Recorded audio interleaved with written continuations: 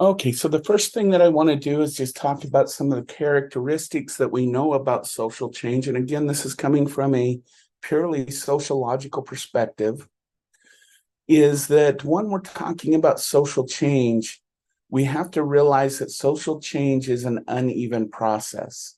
When we go back to things such as conflict theory, structural theory, all of those theories state that change or position in life has to do with that constant conflict between those who have and those who don't have. And so when we talk about social change in some arenas of life, it's much easier, such as social change that creates individual wealth for certain populations of the world, is much easier for them to make those changes than, say, individuals living in poverty just trying to gain a better life. Because of the power difference between those two groups, it's much more difficult to make change based on things like social economic status or power status when it comes to, for example, if you're a politician versus just someone who is just trying to make it so your family is surviving. And so we got to look at this from the outset about the inequalities that exist when it comes to creating social change. Okay. The other thing that we need to know, we kind of talked about this at the beginning of the semester, is the onset and consequences of social change are often unforeseen. If you remember at the beginning of the semester, we talked about a theory that states that there's three causes of change. One is what we set out to do. Two is the negative unforeseen consequences. And the third one are the positive unforeseen consequences.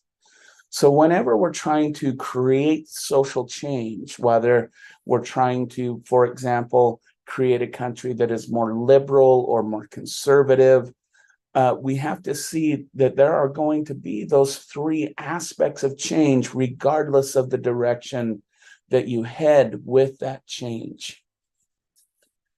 The other thing that we need to know about social change is it often and most likely creates some type of conflict.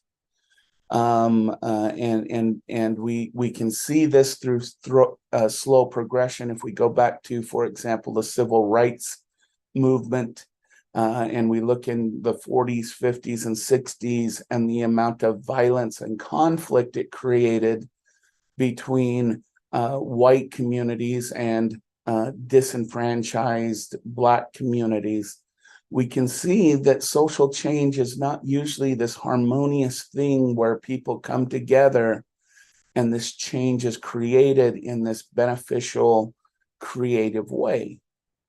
Most all social change creates some type of conflict between, otherwise we wouldn't have the need for social change. And I think this is an important thing to state, is if we lived in a utopic society where everyone is seen as equal, everyone has the same ability to create their life and their wealth and there would be no need for social change, and conflict would not be an ingredient in that to try and prevent it from happening.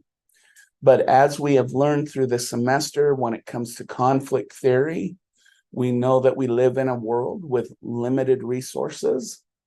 And so there's going to be people who are always constantly vying for those resources, and those who have are in much more of a power position than those who don't have. And that creates it so that anytime, especially a disenfranchised group, tries to create more positive social change for their group, it's often met with conflict. And as I said, in the civil rights movement, that was met with violence, as an example. The direction of social change is not random. And this again is an important aspect of social change. Social change does not occur by chance. So a disenfranchised group, even if they become more populated or they become more individuals in a minority group become greater than the majority group, that doesn't instantly mean that the direction of power changes. Okay. And we can see this kind of in the United States today, because currently the minority populations in the United States are starting to exceed what you consider the majority populations, which is white people or white Caucasian, Western European. And but we don't see the power differential changing quite so much. It actually takes purposeful action on the part of a group in order to create change. It's not going to be something that's random just because there's more of a disenfranchised group than there is of a majority group. That doesn't change the social dynamics without creating it in some way. So these are some of the characteristics that we found in sociology when it comes to change. And the point that I hope becomes clear is change is not something that happens immediately. It's not something that happens evenly. And it often is met with lots of conflicts that can include things like violence and repression, even more repression of the group that's trying to get some type of equality or status within the social system. Okay. So I've alluded to some of the theories, and let's just kind of go back to a few of them. So you remember we have the functionalist theory of social change. Remember, the functionalist theory states that there is a reason for each of the societal positions. So there's a reason for governmental systems, there's a reason for educational system, law enforcement systems, and the like. They have a purpose. And remember, it goes back to the idea that a community is much like a single human organism. There's things that transport nutrients throughout the body system. There's things that make decisions for the community. There's things.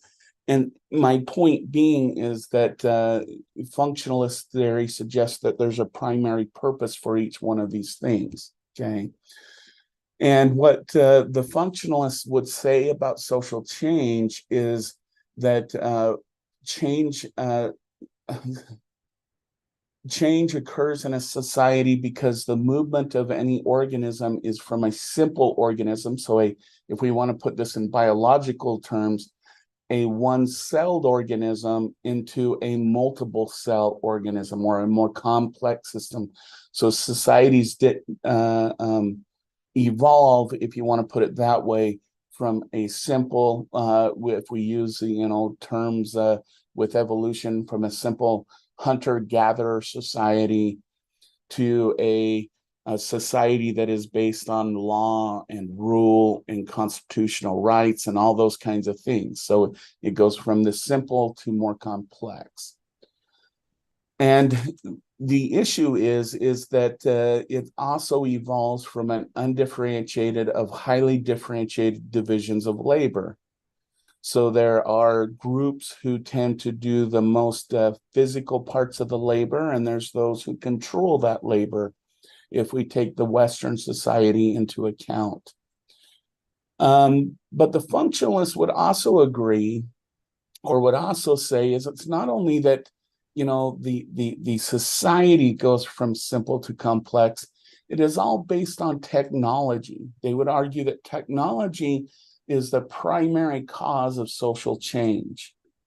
So we start with the simple hand tools, and then we domesticate animals, and then we have the plow, and then we have steam engines, and then we have gasoline vehicles, and then we have air, and technology changes the way that we see the world. And if we look at it from the perspective of what we have today, all of our technologies don't differentiate between people. It allows people to be more integrated with each other. And because of that, we are going through a lot of social strife, because with technology, more and more people, especially in disfranchised group, can have a larger and larger voice in what is being done in the control of society. And when we look at technology, we do see, so there is still those power things that we think about with conflict. So the reason why we get fancier and fancier iPhones and computers is because of the wealth factor. But with that change in technology comes the change in the way people view each other. And you know, if we want to look at it from this perspective, when we look at things like LGBTQ rights, the right for same-sex people to get married. If we look at it from this perspective of technology, it was technology that helped create those movements, because these people, the individuals who primarily were in these groups, felt that they were isolated, that there was something wrong with them as an individual. And then technology that allows people to communicate allowed them to realize they're not lonely, and they're not isolated, and that there's nothing wrong with them as a people or a persons. And then this created the ability to create a movement that then was able to, through education, through technology, allowed LGBT groups to get allies on their side. And we can see the movement towards having a little bit more equality for people who, for example, are in a same-sex type of relationship and get the same rights as those who are in a heterosexual relationship. But, and this is the but about this, we can also see the influence of resilience to these kinds of things, to the dominant group trying to take more control over the decisions that people are making, even though that the majority of individuals support same-sex rights. You still have this powerful minority group that says, no, you can't have it that way. This is our belief system. This is, and you hear the rhetoric of, you know, this country was built on, for example, the Christian notion or the religious notion of a man and a woman. And you see this primarily coming from a very Caucasian group who still have a lot of power within these systems, that then you start to see the resistance within the court systems and like that, and those kinds of things. We see the attack on reproductive rights. And the interesting thing about these issues is, if you survey the broader American society, there's more pro, for example, birth rights individuals. There's more pro LGBTQ individuals, but yet there's still this minority power group that is making a lot of the decisions, which again goes back to the idea social change is a slow process. It's not something that happens overnight, hence the functionalist theory, in that those systems that were put in place have a certain function. Some of those functions, a term that is often used is systematic or system prejudice, where it's not necessarily always the individual that is creating prejudices, who is creating discrimination, but the systems in of themselves are enough to put in place behaviors and ideas that then individuals take and promote these things, such as prejudice and discrimination against disenfranchised group, even when those disenfranchised group are no longer in the minority, or the broader communities support the repressive actions of a system. And then let's talk for a minute about conflict theory. Just as a reminder, conflict is an inherent component of any social relationship, whether we're talking about the relationship between a parents and a child, or a husband and a wife, or if we're talking about it with a boss versus a laborer, there's always an inherent conflict in any of those relationships where both are trying to have their place within that relationship. This does not necessarily mean that the conflict is bad. Is a word to say. It's not necessarily that conflict is something that is going to create toxic relationships or abusive relationships, as an example. But conflict as part of a social relationship is a necessary component of a relationship. If there was no conflict, there would be no growth. And even when you look at the healthiest relationships that you can find, if you really get them to talk about let's say a couple who's been married for 50 years, if you get them to talk honestly about their relationship, you're going to note that there was conflict in it. But that conflict is turned into something that is more positive, and conflict is a positive motivator for relationship change. Versus there is conflict, obviously, that can create negative consequences, especially when power is a huge component of that conflict. Who has the say in the relationship? Who is making the decisions in the relationship? And when you get that power differential, that's when you start looking at conflict. And you know, we can often see it in how divisive our government system is right now, that, you know, the right and the left are so distant from each other and so differentiated from each other, and they've created their own identities, that it's hard for them not to have the power play between each other.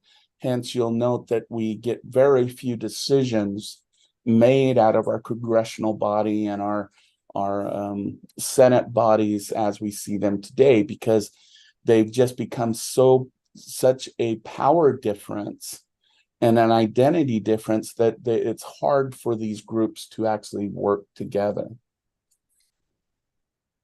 Conflict theory also looks at economic conflict between social classes, and they would argue that this is another method of social change, that when there becomes such a distinction between those who have and those who don't have, this then creates an upheaval to create social change. And it's a very long process, and I'm not going to deny that. If we look at, for example, here in the United States, and we look at human welfare, we put laws in place 100 years before we did for children that protected our pets and our animals. It took us 100 years to grant our own children the same rights as our animals. And if we look at, for example, women's rights, those are things that we're still fighting for, but women's rights came after rights for children. And we can even see with even disenfranchised groups, we can see that Native American women and Latino women didn't have voting rights until much later than even when we look at Caucasian women in the 1920s. So change based on economic and social classes is a long process, and it doesn't always achieve immediately the results that are needed to create a equal and stable society. And again, we can even look at labor, right? So, you know, I've heard a lot about criticisms about Henry Ford when he created the 5-day work week and the 40-hour work week. And they're like, gosh, that was a detriment to workers. But the things that's forgotten about that is before the 5-day, 40-hour work week, most people were working 6 to 7 days a week for 16 to 18 hours a day. So even in today, when we're saying we should have a work week that's 4 days long, that there's more breaks in it, we have to realize that it's only been since about the 1920s, 1930s that we haven't had to work 16 hours a week, 6 or 7 days a week in order to make some type of living. Now, with that being said, there are some social groups that still have to do that still have to work 2 or 3 jobs in order to maintain their family. So there's still inequalities that even since the 1920s and 1930s that we haven't been able to really get a hold of it. When it comes to social change in the economic status, there's a statistic out there that it takes 7 low-income workers to support 1 middle-class worker. And then it's double that and triple that of middle-income people and low-income people to support someone in a high-income bracket. So when you get this hierarchical system based on economic power, there's always going to be a larger disenfranchised group that has to do more and put in more for much less. So this is what conflict theory would say about social change, and understanding that it's not something that is a simple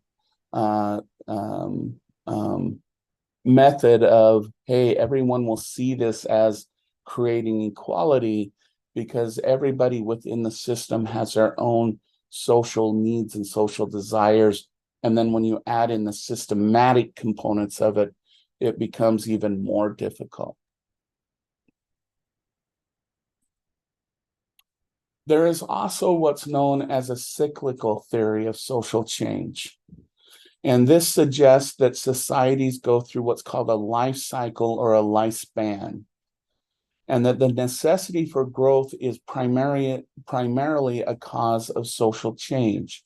So if you want to think about it this way, this is why there's no longer the Romans or the Greeks, or why we're not in the Dark Ages anymore from a Western perspective, is that everything has its own cycle and its own lifespan. If we think of it more on the meso level, on the individual level, we know that the United States goes through ebbs and wanes between liberalism and conservatism, and that there's times in our history where the United States has been highly conservative, and then it'll go to a period of time where the United States becomes highly liberal. And we know that societies go through these waxes and wanes between things like conservatism, liberalism, pure capitalism versus more of a socialist type of perspective. And it's all part of the waxing and waning of a society. The question becomes, and this is where this other part comes, the necessity for growth is what the primary cause for social change is. So when we look at, for example, the waxing and waning between conservatism and liberalism, is at a certain point, conservatism doesn't work. And at a certain point, liberalism doesn't work as far as creating growth and change within a society. And so we're constantly going between these two cycles of these two kind of philosophical ways to look at society, because at a certain point, people are going to say, oh, we voted this Republican presidents in, and our economy is getting to a breaking point. So in that next election cycle, we vote in someone's Democratic, and then years go on with a Democratic president. And again, the growth in the economic system starts to wane, and there's threats of, and so we then vote in a conservative or a Republican president again. And we're constantly going between these waves of different type of political parties. Now that's a component of democracy that people tend to make that decision of what wave we're going through.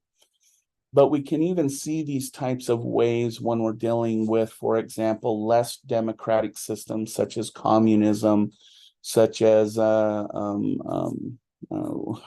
forget the name of the systems, but when you have kings and rulers, we can see that even during those periods, a king's life was often threatened because of the political opinion they took that the community thought was creating upheaval within the community, so they ousted that king or that ruler. Okay, so when we look at social change from the cyclical perspective, we do have to realize that we ebb and wane, and the reason behind that is when growth within a society starts to wither, when growth stops to happen, that's when the system starts to go through its change from, and again, an example, from conservative to liberal or Republican or Democrat or whatever it may be, that society thinks will bring about more growth and change within the system. And these kind of tend to go through kind of three phases according to sociologists. And that's the first phase is this idealistic culture. This is where society wrestles with a tension between what is the ideal society versus the practical society. What is healthy for the wealth of the nation, but also takes care of the poor and underprivileged and those types of things. And then we get what's called an idealization culture, which emphasizes things like faith and new forms of spirituality, where we go through this, higher order type of idea that we're this kind of good and worthy people. Okay. And then the third phase, and these then go through a cyclical process, is what they call a sensate culture. This stresses partial approaches to reality, but involves notions of hedonistic pleasures. And we're constantly going through these cycles. These cycles can take, they can occur within a calendar year. Sometimes they can take 10, 20, 100, or even a couple hundred years for a society to go through all of these cycles.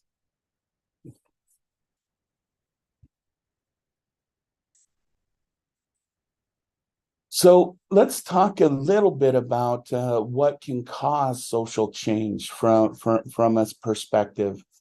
The first one is what's called collective behavior. Again, I'll go back to the LGBTQ movement, where we saw, at least in between 2008 to about 2020, we're starting to go through a conservative period in the United States. But during that period, there was a large collection of people in the LGBT community, and then there was a lot of people who were called supporters or advocates of that movement, and there became this collective movement to go towards things like same-sex marriage, and we can see this with the transition that President Obama went through. In the beginning of his presidency, he didn't support LGBTQ same-sex marriage, but it took this collective action among a lot of his constituents and a lot of his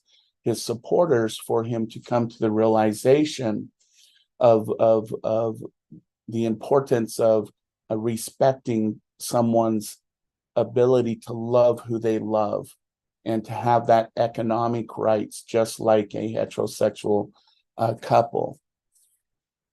We can also look at it from what's called a cultural diffusion method, and this colonization, if we want to put it this way, is an example of cultural diffusion, where another culture comes in and they make it seem like everyone needs to live the way they do, and they infuse themselves, they acculturate themselves into that society. Probably a good example of this is things like the notion of Christmas and it being the birth date of Jesus, um, uh, and those types of notion, when really the Christmas tree, the whole Santa, that came from a pagan type of system, but then Christianity infused itself into those celebrations and into those movements and proclaimed this was the birth date of Jesus in order to get converts into the early Christian church. That's an example of cultural diffusion. We've already talked about technology innovations, and so I'm not going to spend a lot of time on that one. Other things that tend to create or cause social change are things like social movements. So we've talking about the feminist movement in this class. We've talked about different child rights movements that I mentioned earlier. And while they take a long time, we do see slow progression of rights of disenfranchised groups. But that's not to say that it's a completely accepted change. When we look at, for example, women's rights, there are still a large, powerful group that don't believe in those kinds of equality issues between men and women. But here we're sitting out, at least here in the United States, we're sitting on about 200 to 300 years worth of social movements for women to get where they are today. So this is a slow process and it takes change over time. Inequality can create social change, and I think that that's something that we're seeing today. But the question is how long will it take for us to realize that the difference between those who have in our societies and those who don't have in our society, how long is it going to take us to move towards more of an equal system? And that's another kind of issue that we need to consider. We also know population creates change. And probably the most simple example of this is we have young people who are not only choosing not to get married at a higher rate, they're choosing not to have children at a higher rate. They're becoming more and more into making social or economic change than they are in the creation of more population growth. And this can be directly correlated with our population rates in the recent several decades. And so we see those kind of changes in response to population changes. And then, of course, probably one of the social changes that does not take hundreds of years to actually foresee is issues dealing with war and battling countries. And we can see right now with the things that are happening in Gaza and Israel and Russia and those countries, Middle Eastern countries, that even the threat of war can create some type of change in processes. Russia and Ukraine was the country I was thinking about. I apologize. And we can see that even on this level, those who have will support one side, those who don't have tend to support another side. But we will definitely see some type of change from that process, whether it be positive or negative, for that area of the world, whether it turns out to be positive or negative for one group or the other.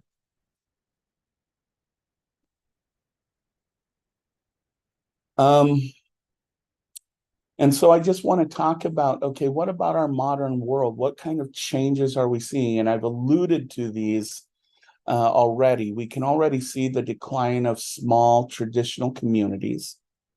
I think I've mentioned in this class before that only 1 in 12 people know the first and last name of their neighbors. And there's much more of an emphasis on larger groups beyond that community level. Traditional ties to things like kinship are on the decrease, societal experience of feeling uncertain and powerless. And I think a good example of this is the loss of language among a lot of our Native American communities, where a lot of our Native American communities are at a crisis spot of almost losing their traditional kinship and their tradition due to the loss of language that has traditionally kept those communities and those cultures connected with one another. And so we're seeing this, and it's just an example, but I think it's a very poignant example of what happens when we start to lose our kinship and societal feelings of uncertainty and powerlessness take over. We also see the decline of the importance, such as religious institutions, and we begin to feel that we have a loss of control over our lives, and we've seen this occur at an increasing rate over the past couple decades, where I believe it is, and don't quote me on this, I need to look it up for clarity reasons, that greater than 50% of Americans don't even have a tie to a religious group or a religious belief. And this is in sharp contrast to cohorts that were born or raised in the 1950s, 60s, and 70s. And it's in the late 70s where we start to see this decline of religiousness or belief in a religious institution of some type.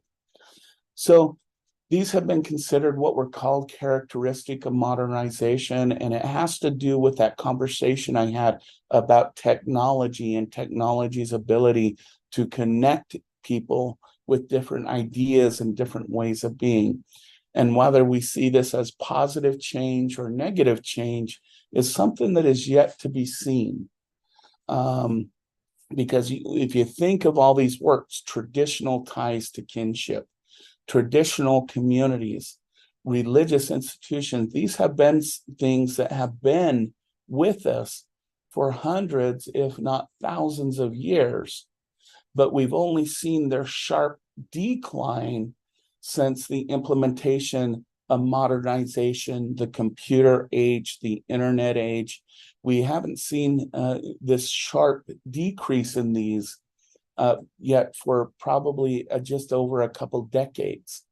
So whether or not these changes are going to have positive changes or negative changes for us, those are all things that are yet to be seen.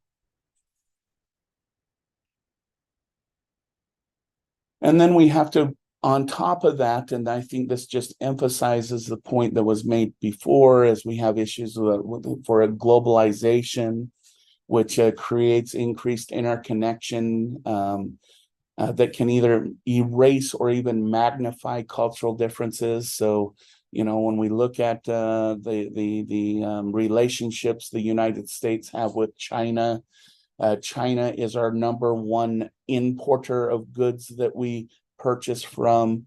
But at the same time, we have this very sharp, magnified cultural difference between democracy and the governmental system that exists in China.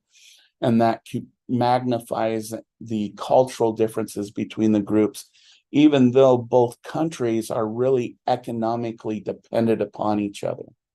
So this is going to be an interesting thing that we see with globalization, is that the idea of things like traditional war between societies is much more complicated, because China attacks, I'm just bringing this up as an example, China attacks the United States, that's going to decrease their economic power because we're their number one import. The United States attacks China, and then we have a resource issue because we cannot produce the goods that we need at a high enough rate to maintain our standard of living here in the United States. Yet, if you look at the news, we're constantly doing these, military routines around the Sea of China and all these, and they do the same thing to us. And there's these showing our muscles to each other and all those kinds of things.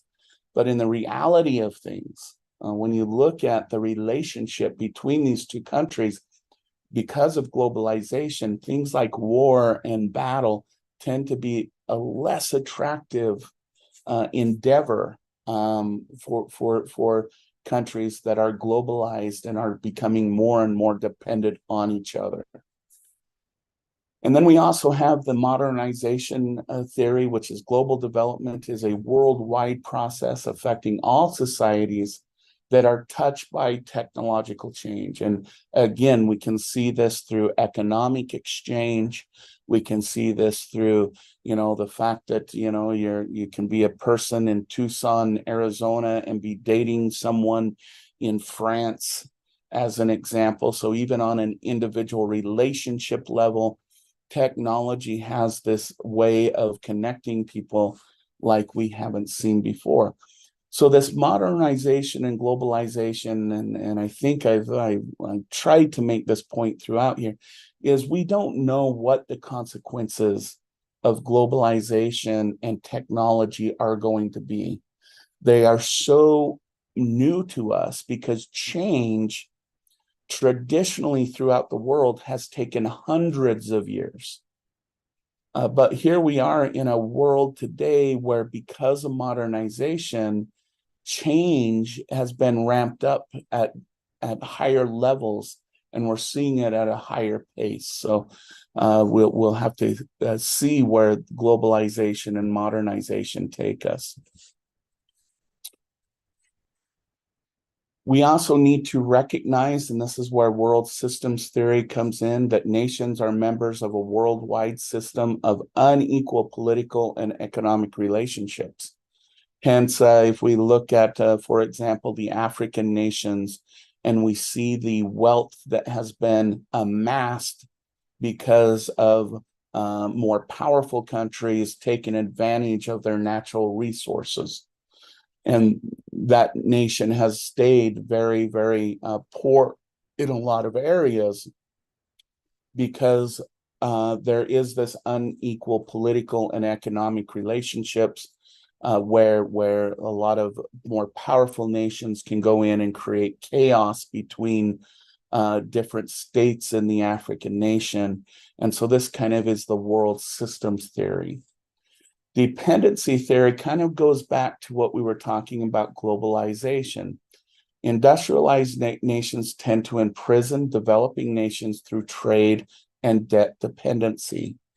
So, this is the example of, your shoes being made in a sweat factory in China or Africa or Asia.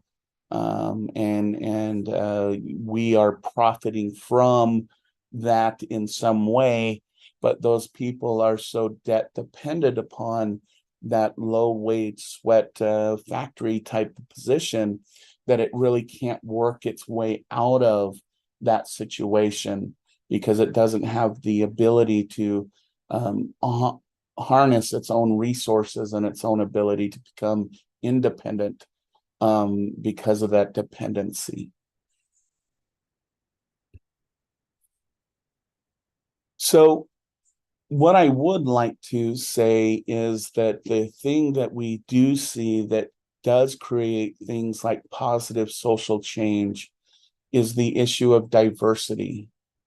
The more diverse a population becomes, the more positive social change that we see. So we know that diversity, both it can cause and affect social change in more of a positive direction, and that diversity has an effect to change and exemplified by an unequal outcome of modernization in different ethnic groups. And diversity can also cause a change to exemplify things like immigration effects and those types of things. And if we look at, again, the diversity of the United States and the more diverse it's becoming, as I said, I believe the minority group compared to the rest of the population of the United States tends to be Western Caucasian white people.